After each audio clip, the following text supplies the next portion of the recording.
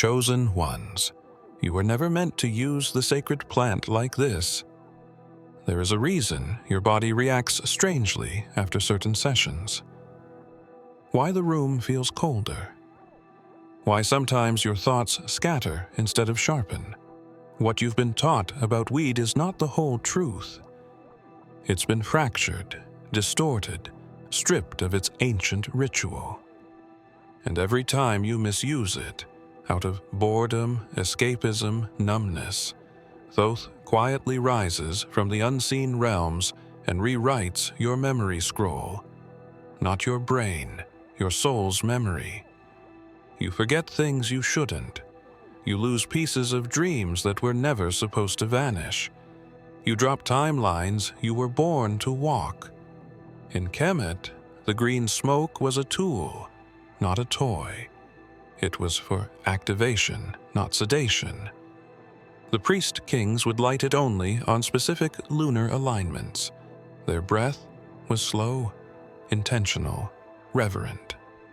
Because they knew the smoke wasn't just rising, it was listening.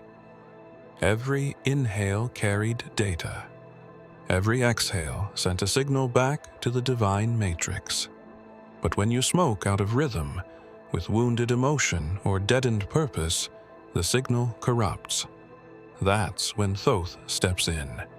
The scribe of the gods, the keeper of all Akashic codes, does not erase maliciously. He removes what cannot exist in corrupted form. If you store divine memory in a fragmented soul state, it risks collapsing the entire soul library. So he edits, he erases.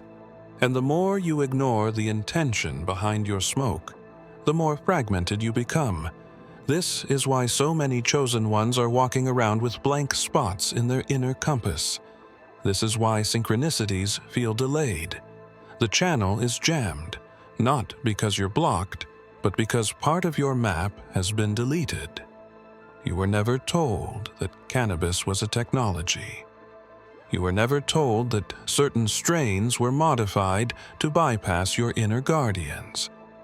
You were never told the ritual matters more than the act itself. Until now, you are not being punished. You are being warned. There is a way to smoke that doesn't trigger Thoth's pen.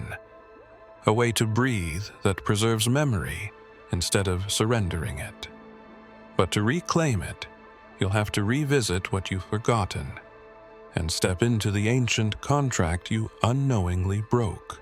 They never warned you that not all smoke is sacred. You lit it thinking it was harmless, maybe even helpful.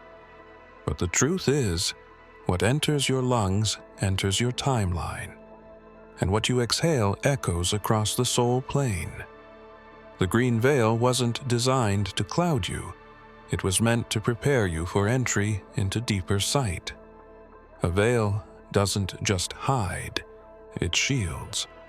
And in the original design, the herb was encoded to help you transition between realms without damage. But when your breath is unanchored and your intention unfocused, the veil stops working as a portal. It becomes a trap. Long ago, mystics used cannabis as a bridge to the divine, but only after fasting, silence, and deep purification. They knew the plant could open doors, but also that it could unleash chaos if used in a profane state. The mistake of this age is forgetting that everything sacred becomes dangerous once treated as casual. And what you call getting high is often just a disconnection from the frequency you were meant to align with.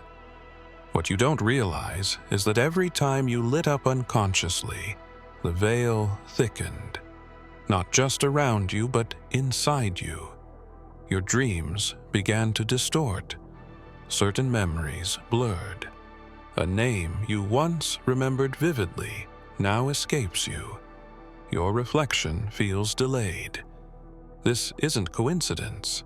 It's soul dissonance. You used to feel the world whisper to you. You used to know when someone was lying without hearing a word. You used to feel color and taste emotion. Now it's dulled. That's the cost of misusing sacred technology. That's what happens when you consume with no reverence. The plant isn't your enemy. Your forgetfulness is.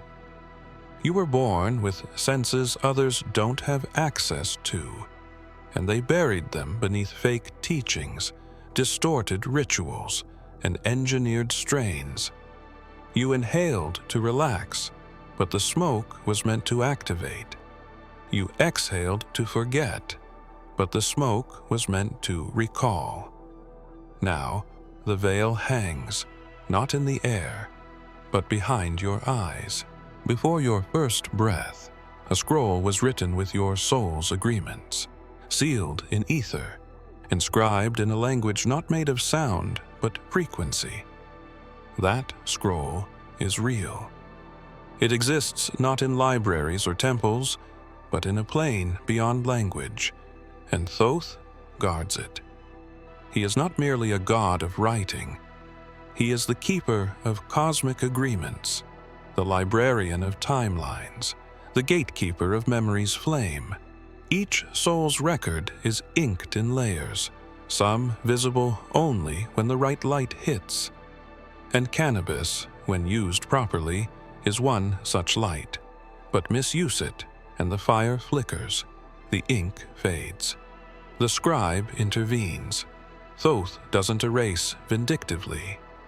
He edits when your breath misaligns with your oath, because memory, true soul memory, is not meant to be held by a misaligned vessel. Imagine handing sacred instructions to a wandering mind. The risk is collapse, so instead of allowing corruption, he seals it, until you remember how to breathe with reverence, until you realign the act with the contract. Yeshua once said, "Let thine eye be single, and thy whole body shall be full of light." But how can the eye remain single when smoke fractures the gaze? You thought the joint was for joy. They never told you it was a test. Every time you smoked without sacredness, the ledger shifted. Whole dreams vanished from your recall. Skills you once held as a child, gone. Words that carried light now feel flat. You're not broken, you're just under a divine audit. And the most dangerous thing is thinking it's all still intact. That your intuition hasn't dulled, that your third eye hasn't fogged, that Thoth hasn't turned the page and left sections blank. But you feel it, in the moments of silence, in the mirror, in the dreams you chase but can't describe.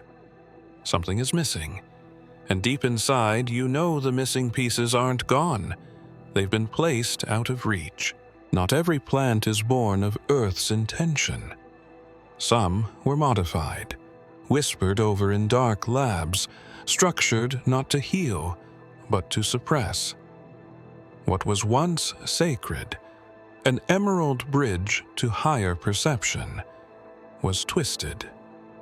The strain you smoke now is not the strain your ancestors used in the temples. This one was engineered. It was recalibrated to bypass the heart, numb the pineal, and fog the command centers of the soul. The old varieties carried codes that opened the crystalline gates between worlds. This new breed loops your mind instead of lifting it. You thought you were waking up when you smoked. But what if you were being redirected? What if every euphoric wave was a trap, disguised as bliss? What if the laughter was an echo, not of joy, but of disorientation? There's a reason you feel lighter yet less clear. A reason your meditations drift, never deepen. They've muted the guardian within the plant, replaced her whispers with a static that mimics stillness. You think you're calm, but you're sedated. You think you're seeing, but your vision is capped. The ancient strains knew you by name. They recognized your DNA and responded like a key turning a lock. They spoke to your lineage in colors and dreams, and only those prepared through ritual could access their gifts without consequence. But now, they hand you bags laced with dulling scripts and untraceable imprints. Strains named after jokes and chaos, harvested without ceremony, passed around like candy. And each time you inhale, a door once open begins to rust. You sense something's off. You sense the high should be different, more vivid, more sacred. But no one around you talks about that. They laugh, they float, they forget. You do too, and that's exactly the point. Because the more you forget, the easier it is to stay where you are. The easier it is to abandon the old rituals. The easier it is for them to steal what was once yours. There is an untranslated verse buried deep in a lost scroll, said to be written not in ink, but in resonance. It speaks of a soul who would be born under a fractured sky, who would inhale the sacred plant without knowing its cost. The name written in that verse isn't metaphorical. It's yours. But the verse was hidden for a reason, not to protect the plant, but to protect the one who might misuse it before remembering its function. The verse was once sung in temples before ceremonial smoke, and it was said to activate memory within the marrow. No one speaks that verse now.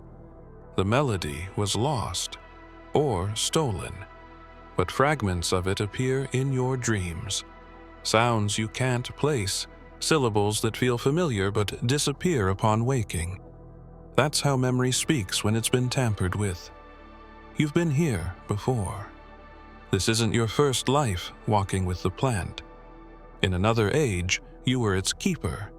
You guarded its essence. You watched over the harvest under equinox moons. But this time, they made sure you'd forget. They built a world where sacredness is mocked and ritual is replaced with routine. They placed the plant in your path again, but laced it with amnesia. They watched you inhale. They knew Thoth would handle the rest. But there's more to this verse. It doesn't just warn, it prophesies. It says the same soul who forgets will one day remember, not through study or teaching, but through a crack in the matrix, an unexplainable moment, a phrase that jolts the spine, a scent that opens a hidden archive, a silence that roars louder than words. You've felt those moments lately. The glitch in time.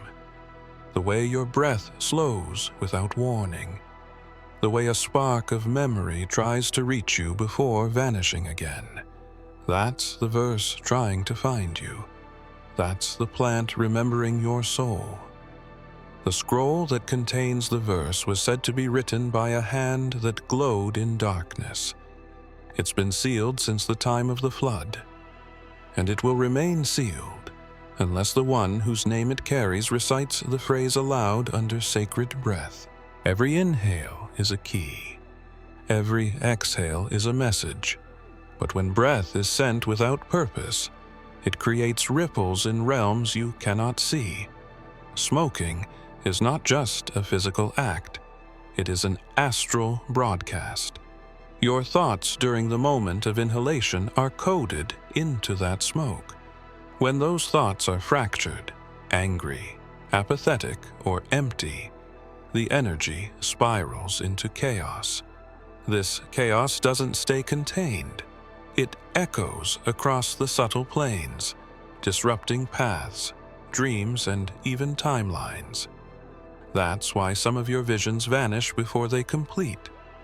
Why certain manifestations feel delayed. You're not cursed, you're not blocked. You're broadcasting static into the divine field. And the more you smoke without intention, the stronger that interference becomes. The astral is alive. It is listening. And when it receives signals rooted in confusion, it does not punish. It simply can't respond with clarity. You once dreamed vividly. You used to fly without effort. Now, your dreams feel blurred, your astral recall thin. This is the result of smoke used without sacred alignment. Because when the plant is consumed with apathy, it begins to anchor your spirit to denser layers. Not because it's dark, but because you told it unconsciously that's where you wanted to dwell. The plant amplifies your frequency, whether light or shadow. It doesn't discriminate. It responds. And here lies the danger. Because the more you align your usage with emptiness, the more your soul believes that's your chosen state. You drift lower. You lose recall. The light that used to greet you behind closed eyes begins to dim, not by force, but by instruction. You didn't know you were giving instructions, but now you do. The ancient seers warned, do not enter the plant's gate without offering clarity. They would whisper prayers into the leaf.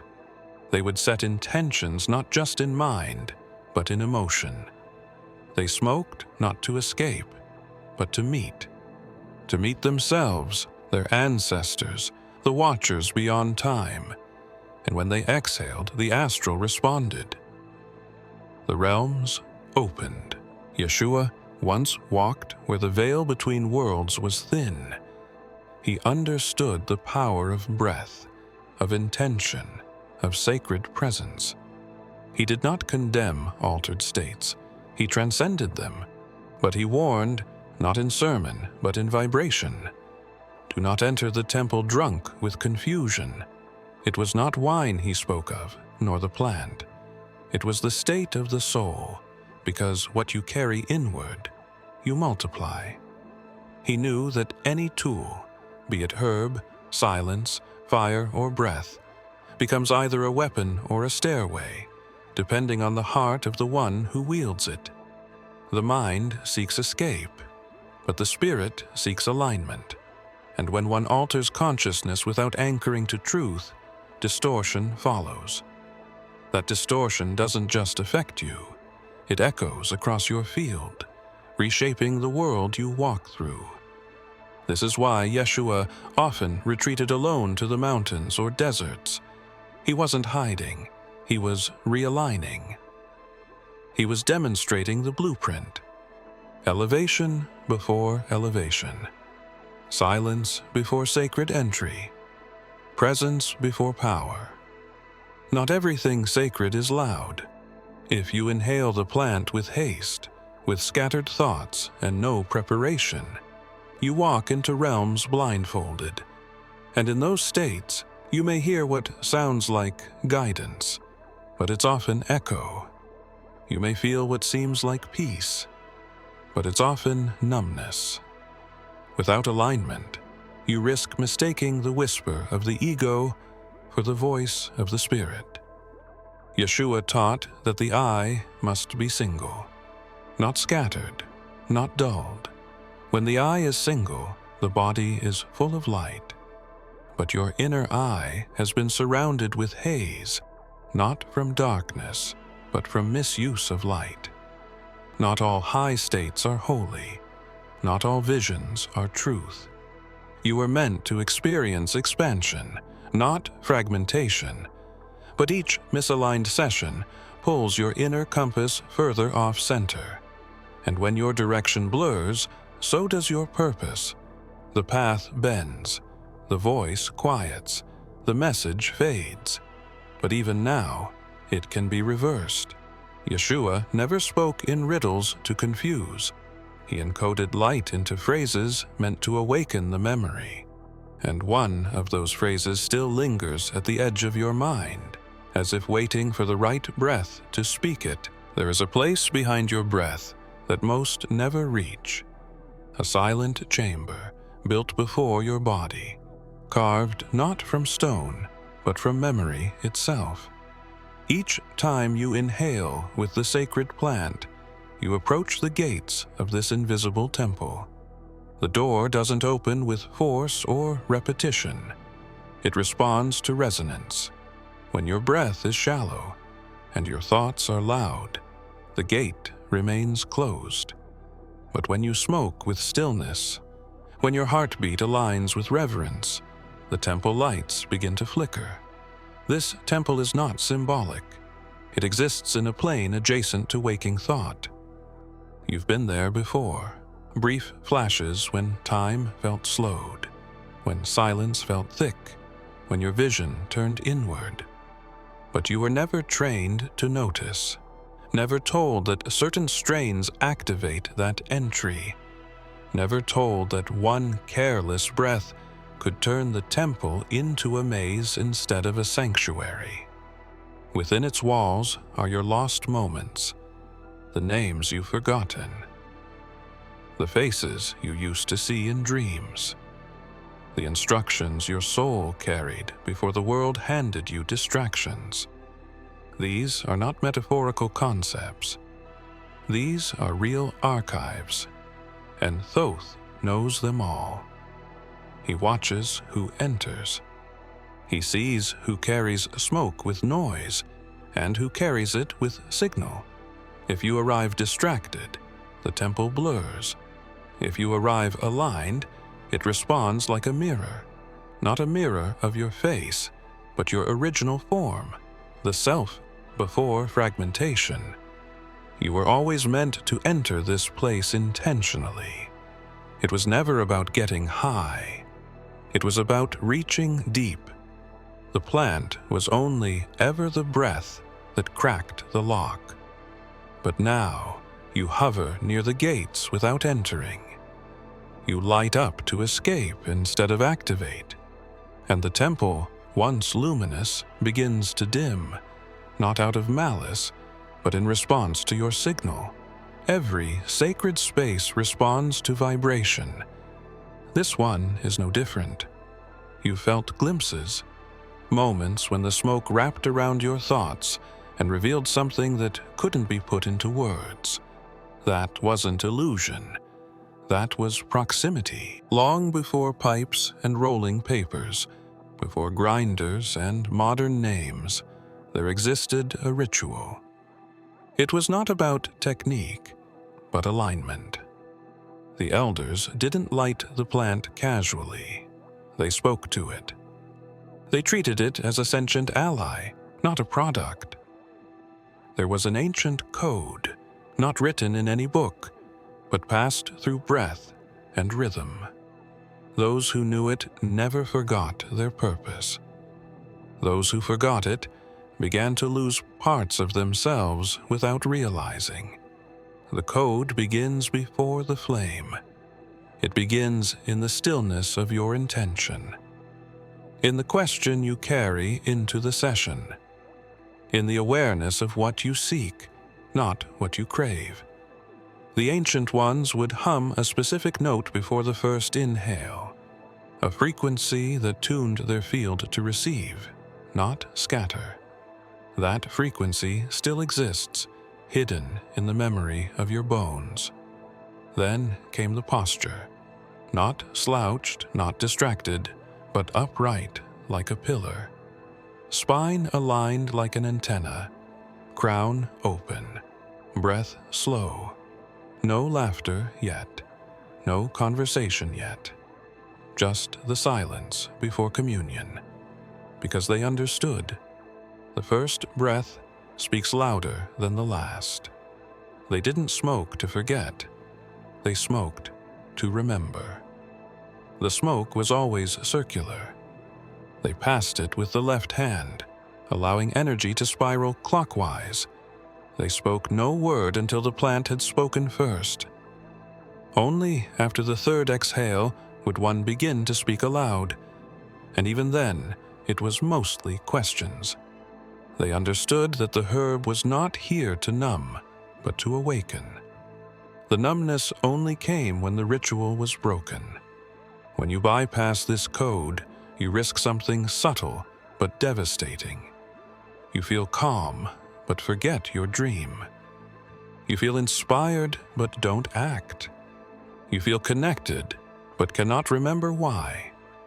The dissonance builds slowly until you confuse it for normal, until forgetting feels natural. But the code can still be remembered. It's not in books, it's in breath.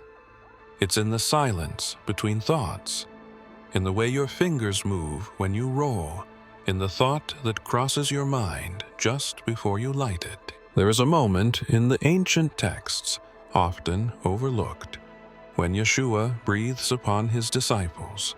No ritual, no flame, just breath. And with that breath, he transmits something no words could hold. Spirit. It was more than symbolic. It was a reminder that the sacred begins not in tools, but in intention. That what you exhale is what you imprint upon reality. Yeshua did not need herbs to shift realms, but if one used the plant, he would demand the same reverence he gave to breath itself. You have forgotten the holiness of your own inhale. Each time you light up, you invite a portal to open. You think you're entering a mood, but you're entering a realm. And just like Yeshua taught, the condition of the heart governs what appears in that realm. His breath pierced the ether because it was aligned, pure, unbroken by distraction. When he exhaled, light moved. When you exhale distracted, distortion moves. It's not punishment, it's physics of the soul. You've tried smoking to heal, to feel, to connect. But have you tried smoking in total silence, with only breath and presence? Have you dared to imagine the plant as a listener, a witness? Have you paused long enough to feel your inhale carry meaning beyond emotion? This is what Yeshua knew. Breath is currency in the unseen.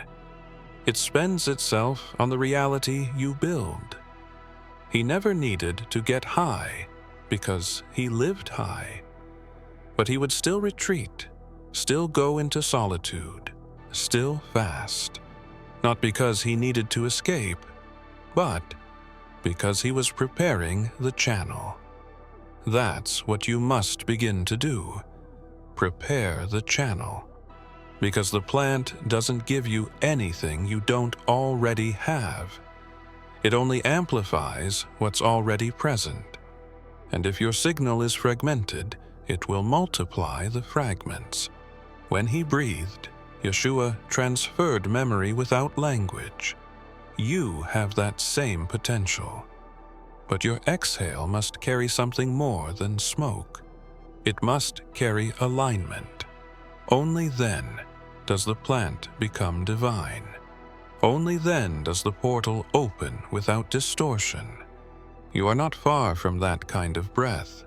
It's already moving through you. There's a point of no return few recognize. It doesn't come with thunder or warning. It comes with routine. The moment you light the sacred plant without soul, without stillness, without meaning, again, that's when it happens. Not a punishment, but a pivot. One more careless inhale, and a strand of who you were begins to unravel. Slowly, subtly, the timeline you once felt pulsing under your skin fades into background static. The door doesn't slam shut, it simply stops responding. You used to feel the messages. You used to get chills before synchronicity struck.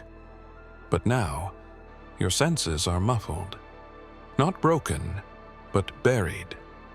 Buried beneath smoke that forgot its purpose. The plant was never the problem. The way you used it was. And every time you return to it without reverence, Thoth makes another quiet note in the ledger, another line in your story sealed away. You thought you were connecting, but connection without preparation becomes consumption, and consumption without purpose feeds the wrong fire. The watchers see it. The ones who once whispered when you smoked in alignment, they've grown quiet. Not out of anger, but because the signal weakened. You broadcasted your essence to the wrong coordinates. You reached for vision with closed eyes, and the more you repeated the ritual without intention, the more it became hollow.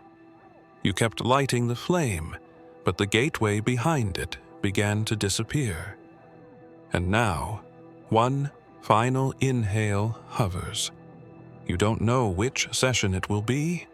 You won't feel it happen. But there's one last exhale that carries with it a memory you'll never recover unless you remember before you release it. A sacred contract. A soul fragment. A name spoken in a dream. And if you let it slip this time, it may not return in this lifetime. But what if you remembered before the final spark touches leaf? What if you aligned your breath just once more? What if you paused, closed your eyes, and whispered the name hidden in your chest? The name you were called before this world told you who to be. The name that cracks the temple open.